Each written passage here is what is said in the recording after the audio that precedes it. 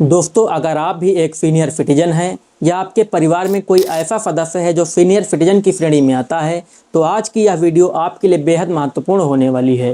क्योंकि 1 अप्रैल 2026 से लागू हुए नए इनकम टैक्स एक्ट में सरकार ने सीनियर सिटीजन के लिए कुछ ऐसे बड़े बदलाव किए हैं जो उनकी ज़िंदगी को काफ़ी ज़्यादा आसान बना सकते हैं। लेकिन यहाँ एक छोटा सा ट्विस्ट भी है, और यही ट्विस्ट सबसे ज़्यादा ज़रूरी है समझना। सरकार ने कई सीनियर सिटीजन को ITR यानी इनकम टैक्स रिटर्न फाइल करने से छूट दी है, लेकिन हर किसी को नहीं।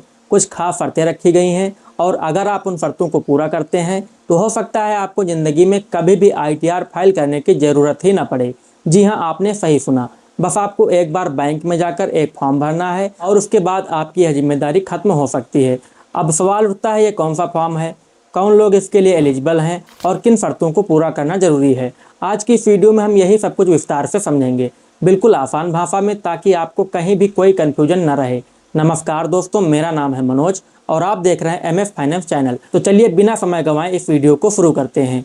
देखिए, सबसे पहले आपको यह समझना होगा कि यह जो नया नियम है यह तुरंत लागू नहीं हो रहा है, बल्कि इसका असर अगले साल से दिखेगा। फाइनेंशियल ईयर 2025-26 के लिए आपको अभी भी ITR फाइल करना पड़ेगा, यानी इस साल जो रिटर्न आप भरेंगे वो आपको भरना ही होगा। लेकिन अगर आप अभी सही समय पर यह नया फॉर्म भर देते हैं तो अगले साल से आपकी ITR फाइलिंग की जिम्मेदारी खत्म हो सकती है।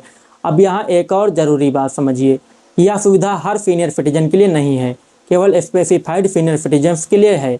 मतलब कुछ खास शर्तें हैं जिनको पूरा करना ज़रूरी है। अब सवाल ये है, ये शर्तें क्या हैं। सबसे पहली शर्त है, आपकी उम्र 75 साल या उससे ज़्यादा होनी चाहिए। अगर आपकी उम्र 60, 65 या 70 है तो आप सीनियर सिटीजन तो हैं, लेकिन इस सुविधा के लिए एलिजिबल नहीं हैं। दूसरी शर्त, आप भारत के निवासी होने चाहिए। अगर आप NRI हैं तो यह सुविधा आपको नहीं मिलेगी।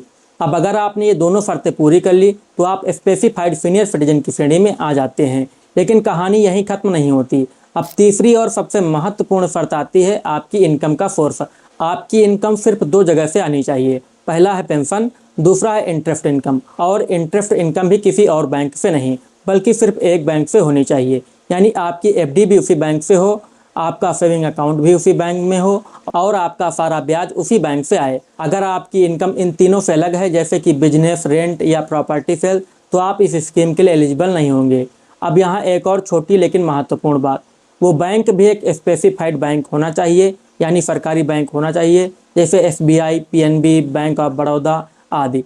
अब मान लीजिए आपने ये सारी शर्तें पूरी कर ली, तो अगला स्टेप क्या है, अब आपको एक डिक्लेरेशन देना होगा अपने बैंक को। यही वह सबसे महत्वपूर्ण स्टेप है जिसे ज़्यादातर लोग नज़रअंदाज कर देते हैं। आपको बैंक में जाकर एक फॉर्म भरना है। इस फॉर्म का नाम है फॉर्म 125। पहले इस तरह का फॉर्म 12 BBA हुआ करता था, लेकिन अब नया फॉर्म 125 लागू किया गया है। अगर आपने पहले ही 12 BBA फॉर्म भर रखा है तो आपको नया फॉर्म भरने की ज़रूरत नहीं है। लेकिन अगर आपने कभी कोई फॉर्म नहीं भरा तो अब आपको फॉर्म 125 भरना ज़रूरी है। अब समझिए यह फॉर्म भरने के बाद क्या होता है। सबसे बड़ा फ़ायदा यह है कि आपको खुद से ITR फाइल करने की ज़रूरत ही नहीं पड़ेगी। अब आपकी जगह बैंक आपकी सारी टैक्स कैलकुलेशन करेगा। बैंक ही यह तय करेगा कि आपको कितना टैक्स देना है, और वही टैक्स सीधे सरकार को जमा भी करेगा। मतलब अब आपको न कैलकुलेशन करनी है, ना फाइलिंग करनी है, ना टेंशन लेनी है। बस एक बार फॉर्म भर दीजिए और काम खत्म। अब चलिए समझते हैं यह फॉर्म 125 कैसे भरा जाता है।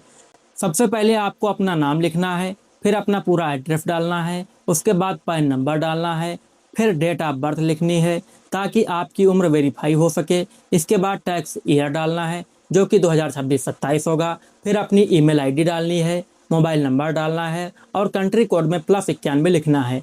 अब आता है बैंक का नाम। जिस बैंक में आप यह फॉर्म जमा कर रहे हैं उसका नाम लिखना है। अगर आपको पेंशन मिलती है तो आपको उस संस्था का नाम भी लिखना होगा जहां से पेंशन मिल रही है। साथ ही PPO नंबर भी देना होगा। अगर पेंशन नहीं मिलती तो वहां आप NA लिख सकते हैं। आपको अपने सभी बैंक अकाउंट की जानकारी देनी है जो उसी बैंक में है, चाहे वो सेविंग अकाउंट हो या FD हो, सबकी डिटेल यहाँ लिखनी है। अब आखिरी सवाल है, क्या आप न्यू टैक्स रिजीम चुन रहे हैं या ओल्ड। यहाँ आपको नो लिखना है, यानी आप न्यू टैक्स रिजीम में रहेंगे, क्योंकि न्यू टैक्स रिजीम में 12 लाख तक कोई टैक्स नहीं है, जबकि ओल्ड टैक्स रिजीम में 5 लाख के बाद टैक्स लगना शुरू हो जाता है। इसलिए यहाँ समझदारी यही है कि आप न्यू टैक्स रिजीम चुनें। अब फॉर्म के अंत में आपको अपना नाम, पैन नंबर, तारीख और सिग्नेचर करना है। बस अब आपका फॉर्म तैयार है। अब इसे बैंक में जमा कर दीजिए और इसके बाद आपकी ज़िंदगी काफ़ी आसान हो जाएगी। दोस्तों, इस सुविधा का मतलब यह नहीं है कि आपको टैक्स नहीं देना पड़ेगा। टैक्स उतना ही देना होगा जितना बनता है। बस फर्क इतना है, अब वह टैक्स बैंक खुद काटेगा और आपको अलग से कुछ नहीं करना पड़ेगा। मान लीजिए आपकी इनकम 16 लाख है, तो बैंक खुद कैलकुलेट करेगा कि कितना टैक्स बनता है और उतना ही टीडीएस काट कर बाकी पैसा देगा।